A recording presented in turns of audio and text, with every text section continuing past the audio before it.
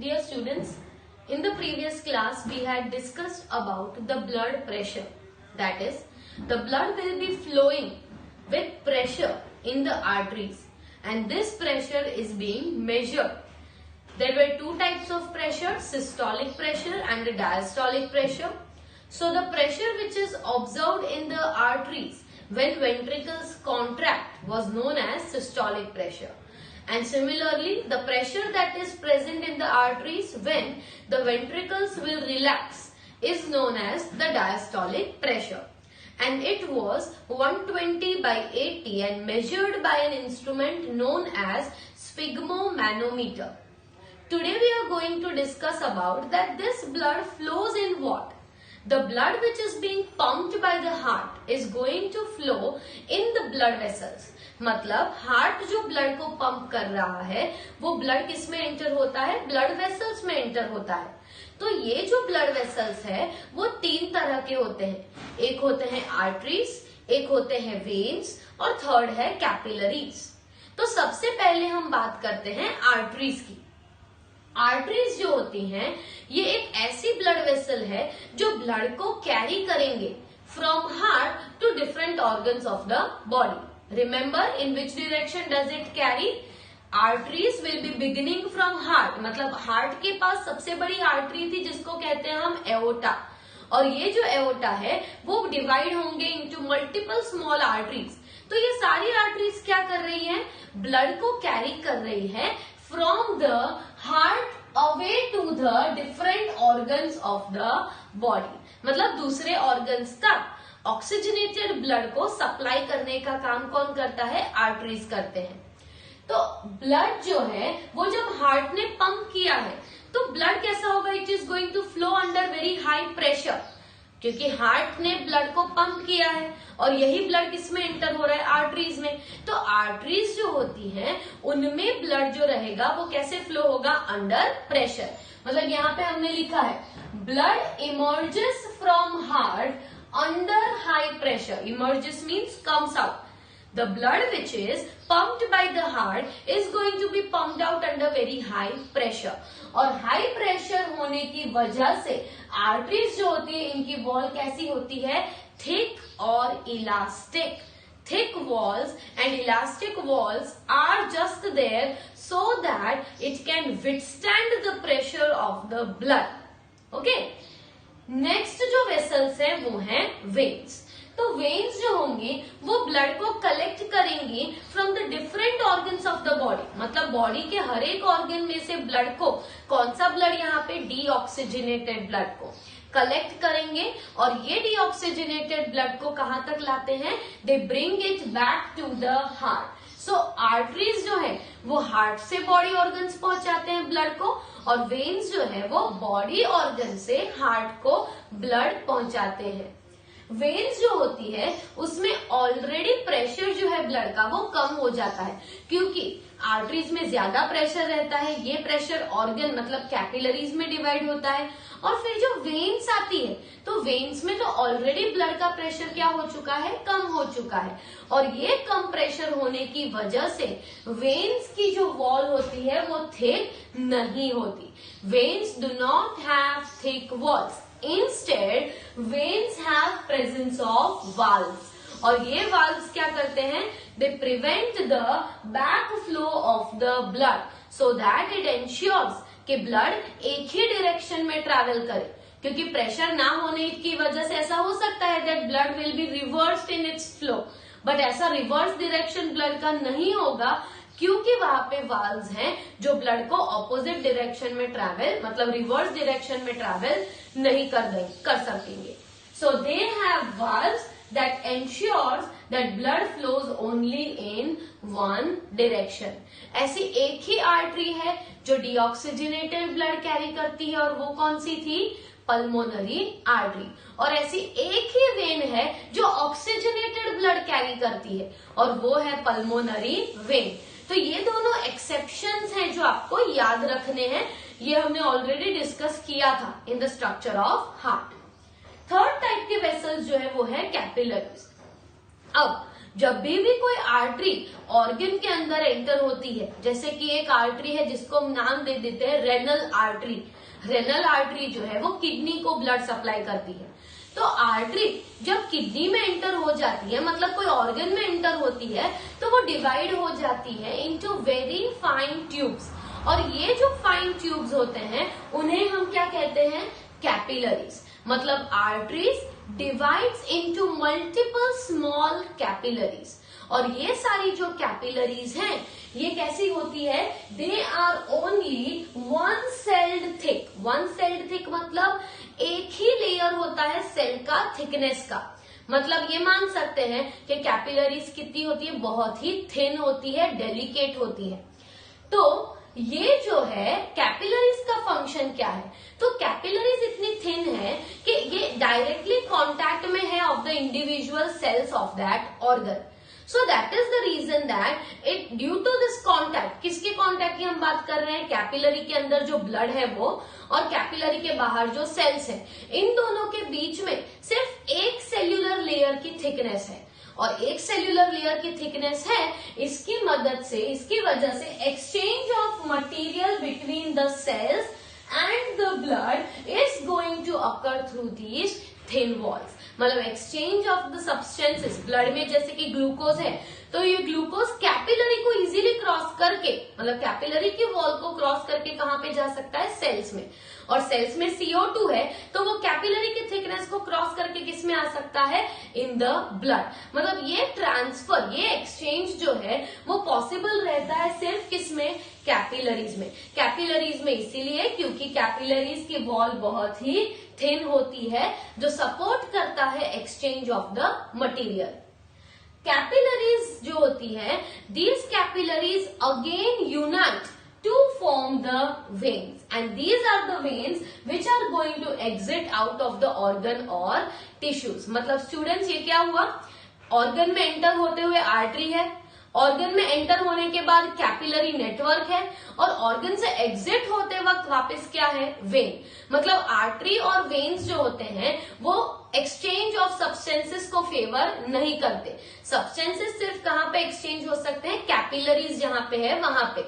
और ऐसी कैपिलरीज कहाँ होती है? हर एक ऑर्गन में, क्योंकि आर्टरी डिवाइड होती है कैपिलरीज में और कैपिलरीज वापस से रीयूनाइट होती है टू फॉर्म द वेन। तो ऑर्गन में एंटर होने वाली ब्लड वेसल को हम आर्टरी कहते हैं और ऑर्गन से एग्जिट होने वाली वेसल को हम वेन कहते हैं। और ऑर्गन के अंदर जो ब्लड वेसल्स हैं उन्हें हम कैपिलरीज कहते हैं, जिसमें blood remains in the contact of the near by individual cells, therefore favors the exchange of the material.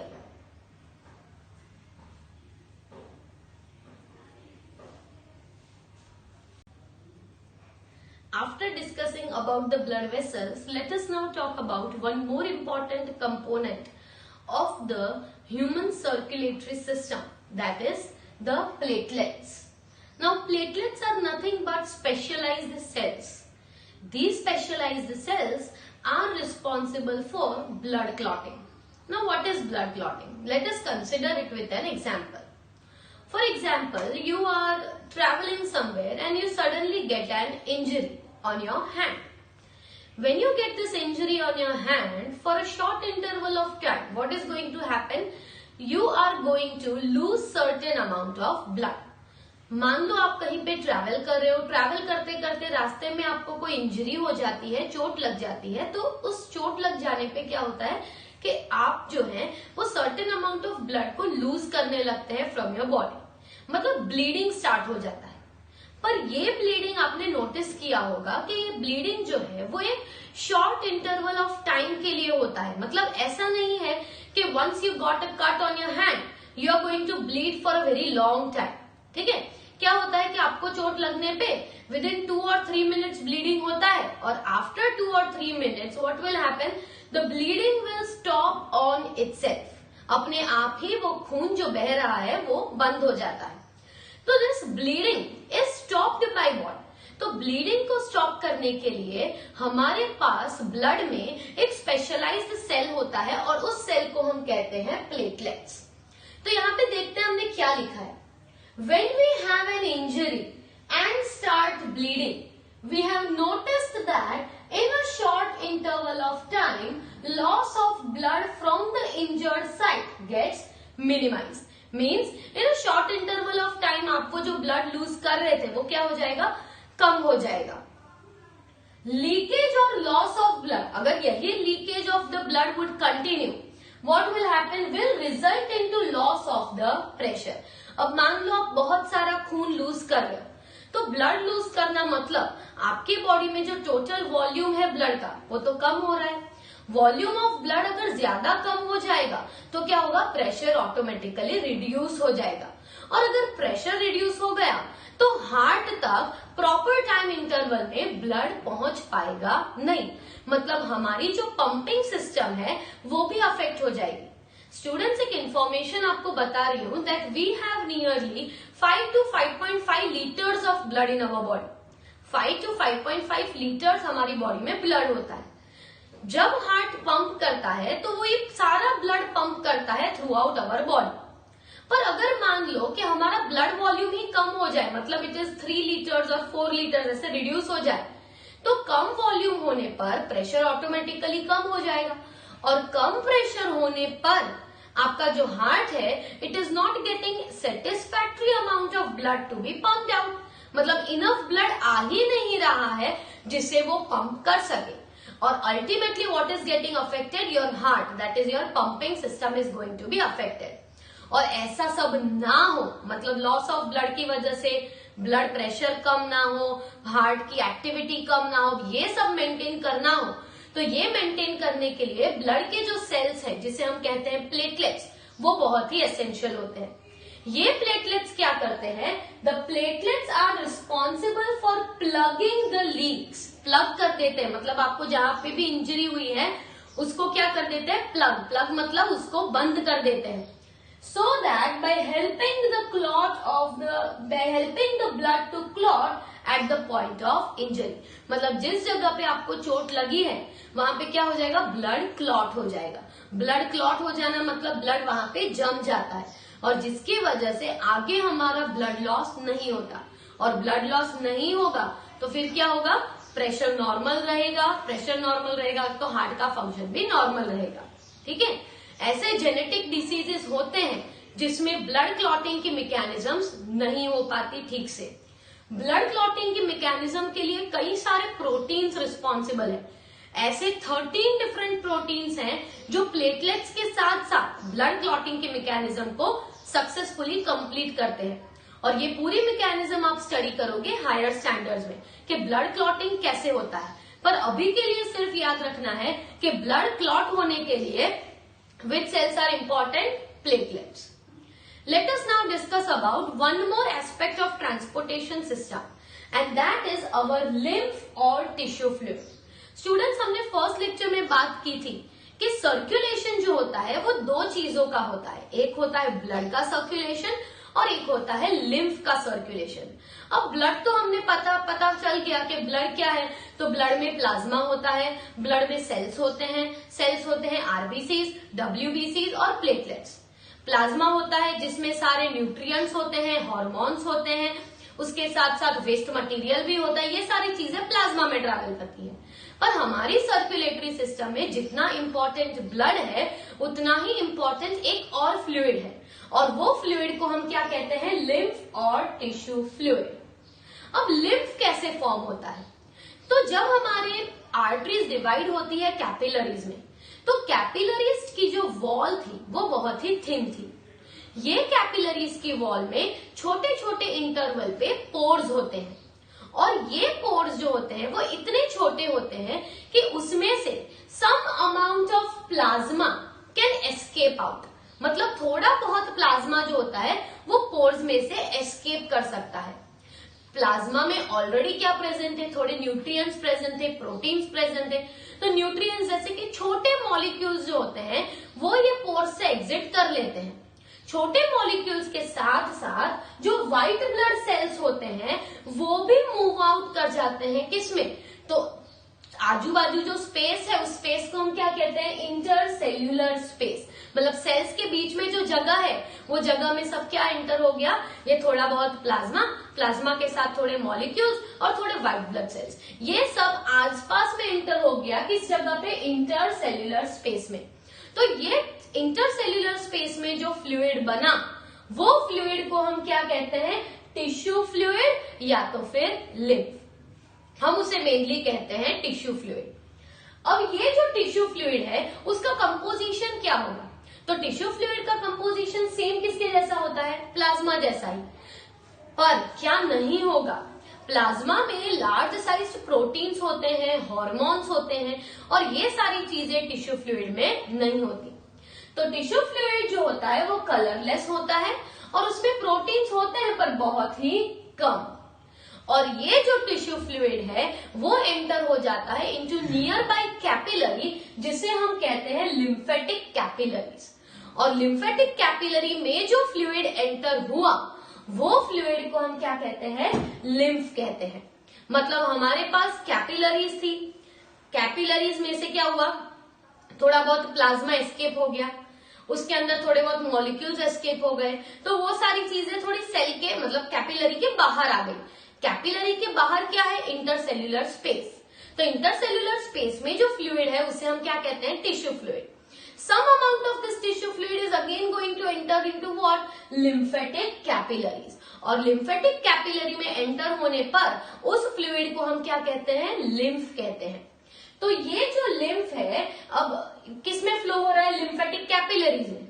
पर लिम्फेटिक कैपिलरीज जो है वो भी ज्वाइन होती है into what, large lymphatic vessels. मतलब fine lymphatic capillaries unite to form a lymphatic vessel. और ये लिम्फेटिक वेसल्स जो होती है वो यूनाइट होके अल्टीमेटली एंटर किस में होती है, इनटू वेन। मतलब आप मान लो यहाँ पे दोनों सर्कुलेशन चल रहे हैं, आर्टरीज, कैपिलरीज, वेन तो है ही, पर दूसरा भी एक सर्कुलेशन है, टिश्यू फ्लूइड, टिश्यू फ्लूइड से लिम्फेटिक कैपिलरी, लिम्फेटिक कैपिलरी से लिम्फेटिक वेसल, और लिम्फेटिक वेसल्स ओपन किस में होते हैं, ultimately into the veins. Lymphatic capillaries और एक चीज कैरी करते हैं और वो होते हैं एब्जॉर्ब्ड फैट्स। मतलब इंटेस्टाइन जो है उसमें विलाई थे, विलाई के नीचे क्या था, बहुत सारी कैपिलरीज थी। तो यहाँ पे जो फैट एब्जॉर्ब होता है वो फैट भी सबसे ज्यादा किस में ट्रैवल करता है, लिम्फेटिक वेसल्स में ट्रैवल करता है। और उसके साथ साथ अगर एक्सेस ऑफ टिश्यू फ्लूइड हो गया है तो एक्सेस ऑफ टिश्यू फ्लूइड को भी वापस किस में ड्रेन कर देता है, इनटू द ब्लड। तो एक्सेस ऑफ टिश्यू फ्लूइड को भी ब्लड में ट्रांसफर कर देता है। तो वो क्या, लिम्फेटिक फ्लूइड और lymph is actually acting as a middleman between what, between your blood which is flowing in the capillaries and between the extracellular fluid। तो इन दोनों के फ्लूइड के वॉल्यूम को मेंटेन करने का काम कौन करता है, लिम्फ करता है।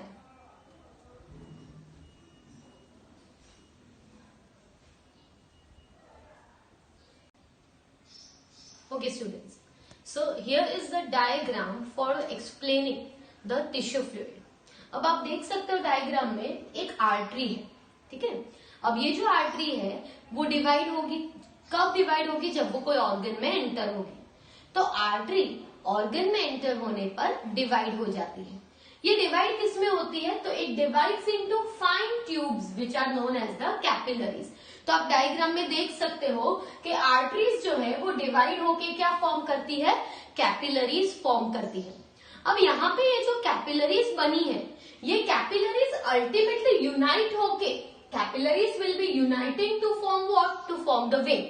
मतलब ये तो हमने आगे ही डिस्कस किया कि आर्टरीज ऑर्गन में एंटर होने पे डिवाइड हो जाती है इनटू कैपिलरीज, और कैपिलरीज वापस रीयूनाइट होती है इनटू वेन्स। तो ये था ब्लड सर्कुलेशन में।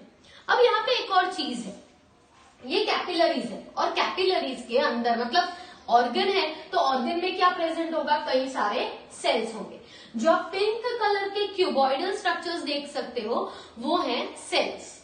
तो सेल्स मतलब यहाँ पे कैपिलरीज में हमने बात की थी कि कैपिलरीज में क्या होते हैं, छोटे छोटे पोर्स होते हैं, और ये जो छोटे छोटे पोर्स हैं उसमें से थोड़ा बहुत प्लाज्मा और थोड़े बहुत व्हाइट ब्लड सेल्स और थोड़े बहुत प्रोटीन्स जो होते हैं वो एग्जिट आउट कर लेते हैं। मतलब ये थोड़ा सा ऐसा फ्लूइड है जो बाहर रिमूव हो जाता है, और ये जो थोड़ा फ्लूइड यहाँ सब जगह पे रिलीज होगा इन सब स्पेसेस में जो फ्लूइड रिलीज होगा उस फ्लूइड को हम क्या कहते हैं, टिश्यू फ्लूइड। मतलब कैपिलरीज के आसपास जो भी आपको स्पेसेस दिख रही हैं, ये स्पेसेस में क्या प्रेजेंट होगा, टिश्यू फ्लूइड प्रेजेंट होगा। अब ये जो टिश्यू फ्लूइड है, जब टिश्यू फ्लूइड का अमाउंट बढ़ जाए तो क्या होगा, तो अगर टिश्यू फ्लूइड्स बढ़ जाते हैं तो ये टिश्यू फ्लूइड्स नियर बाय छोटी सी ये येलो कलर की ट्यूब्यूल जो दिख रही है उसमें एंटर हो जाते हैं। और ये जो येलो कलर की ट्यूब्यूल है वो क्या है, लिम्फेटिक कैपिलरीज है। मतलब लिम्फेटिक, यहाँ से जो फ्लूइड यहाँ पे जो एंटर हुआ वो अल्टीमेटली किसमें चला जाएगा, into this small yellow tubules, जिसे हम कहते हैं लिम्फेटिक कैपिलरीज। और सारी लिम्फेटिक कैपिलरीज जो यहाँ पे दिख रही है, ये लिम्फेटिक कैपिलरीज यूनाइट होके क्या बनता है, lymphatic vessel. So lymphatic capillaries are going to escape out as a large lymphatic vessel. तो यहाँ पे हम देख सकते हैं कि आर्टरीज जो होती है वो डिवाइड होती है कैपिलरीज में, और कैपिलरीज रीयूनाइट होती है किसमें, वेन्स में।